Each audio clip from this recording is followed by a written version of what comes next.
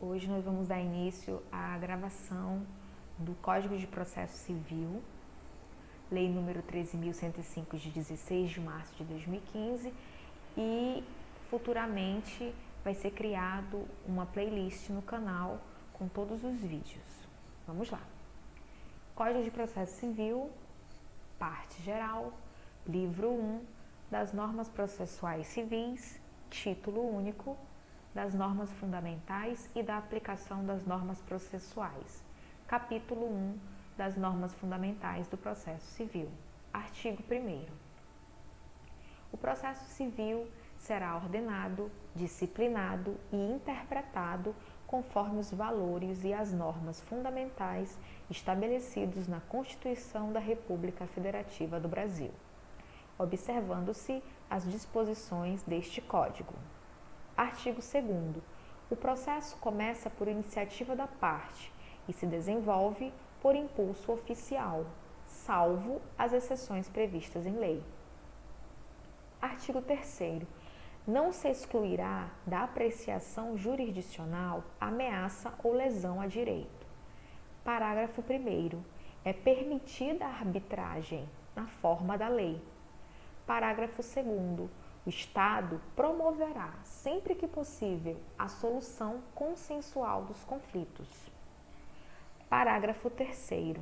A conciliação, a mediação e outros métodos de solução consensual de conflitos deverão ser estimulados por juízes, advogados, defensores públicos e membros do Ministério Público, inclusive no curso do processo judicial.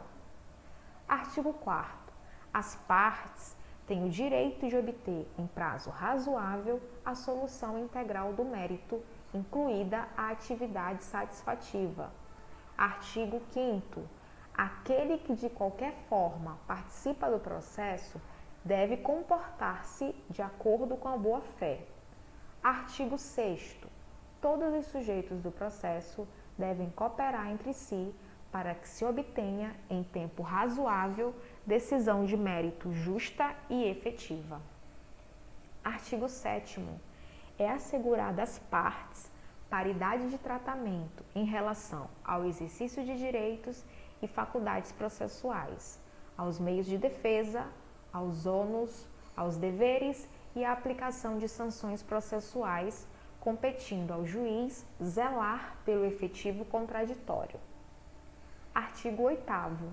Ao aplicar o ordenamento jurídico, o juiz atenderá aos fins sociais e às exigências do bem comum, resguardando e promovendo a dignidade da pessoa humana e observando a proporcionalidade, a razoabilidade, a legalidade, a publicidade e a eficiência. Artigo 9º. Não se proferirá a decisão contra uma das partes sem que ela seja previamente ouvida. Parágrafo único. O disposto no caput não se aplica, inciso 1, à tutela provisória de urgência, inciso 2, às hipóteses de tutela da evidência previstas no artigo 311, incisos 2 e 3. Inciso 3, a decisão prevista no artigo 701. Artigo 10. O juiz não pode decidir em grau algum de jurisdição com base em fundamento a respeito do qual não se tenha dado às partes oportunidade de se manifestar, ainda que se trate de matéria sobre a qual deva decidir de ofício. Artigo 11. Todos os julgamentos dos órgãos do Poder Judiciário serão públicos e fundamentadas todas as decisões, sob pena de nulidade. Parágrafo único. Nos casos de segredo de justiça, pode-se autorizada a presença somente das partes, de seus advogados, de defensores públicos ou do Ministério Público. Artigo 12. Os juízes e os tribunais atenderão preferencialmente à ordem cronológica de conclusão para proferir sentença ou acórdão. Parágrafo 1º. A lista de processos aptos a julgamento deverá estar permanentemente à disposição para consulta pública em cartório e na rede mundial de computadores. Parágrafo 2º. Estão excluídos da regra do caput. Inciso 1. As sentenças proferidas em audiência, homologatórias de acordo ou de improcedência liminar do pedido. Inciso 2. O julgamento de processos em bloco para aplicação de tese jurídica firmada em julgamento de casos repetitivos. Inciso 3. O julgamento de recursos repetitivos ou de incidentes de resolução de demandas repetitivas. Inciso 4. As decisões proferidas com base nos artigos 485 e 932. Inciso 5. O julgamento de embargos de declaração. Inciso 6. O julgamento de agravo interno. Inciso 7. As preferências legais e as metas estabelecidas pelo Conselho Nacional de Justiça. Inciso 8. Os processos criminais nos órgãos jurisdicionais que tenham competência penal. Inciso 9. A causa que exija urgência no julgamento, assim reconhecida por decisão fundamentada. Parágrafo 3º. Após a elaboração de lista própria, respeitar-se-á a ordem cronológica das conclusões entre as preferências legais. Parágrafo 4º. Após a inclusão do processo na lista de que trata o parágrafo 1º, o requerimento formulado pela parte não altera a ordem cronológica para a decisão, exceto quando implicar a reabertura da instrução ou a conversão do julgamento em diligência. Parágrafo 5º. Decidido o requerimento previsto no parágrafo 4º, o processo retornará à mesma posição em que anteriormente se encontrava na lista. Parágrafo 6º. Ocupará o primeiro lugar na lista prevista no parágrafo 1º ou, conforme o caso, no parágrafo 3º, o processo que, inciso 1, tiver sua sentença ou acórdão anulado, salvo quando houver necessidade de realização de diligência ou de complementação da instrução. Inciso 2, se enquadrar na hipótese do artigo 1040, inciso 2. Capítulo 2 da aplicação das normas processuais. Artigo 13.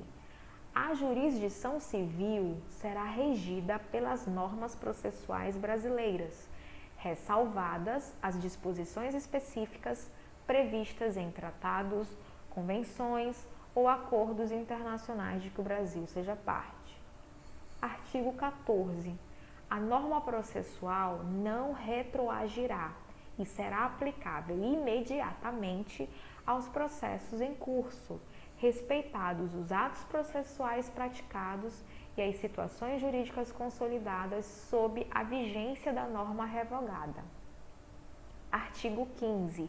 Na ausência de normas que regulem processos eleitorais, trabalhistas ou administrativos, as disposições deste Código lhes serão aplicadas supletiva e subsidiariamente. Livro 2 da Função Jurisdicional, Título 1 da Jurisdição e da Ação. Artigo 16. A jurisdição civil é exercida pelos juízes e pelos tribunais em todo o território nacional, conforme as disposições deste Código.